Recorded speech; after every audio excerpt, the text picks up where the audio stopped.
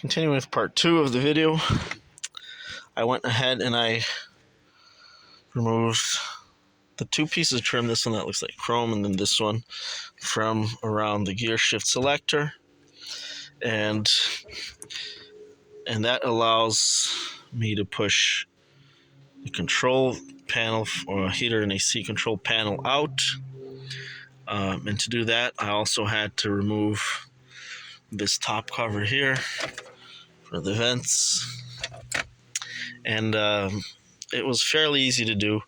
I just used a screwdriver to pry it out, although you do have to get a good spot, especially with this here. It's got these clips here, and I went ahead and I got the screwdriver way in the back there, like on this part, not on this part, because you might scratch or break this. These things are very, very sensitive.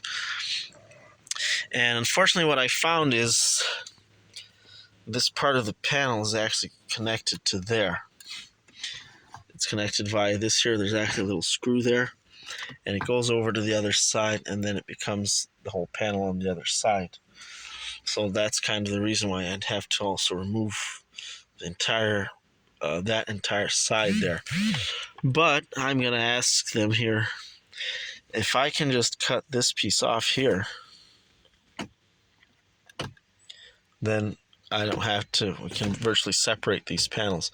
I mean, it's not like they're structurally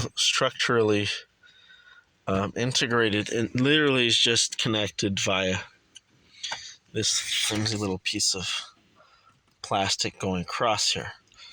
And if they allow me to do that, then all I have to do is remove this screw and this whole panel will come out. So let's see what happens.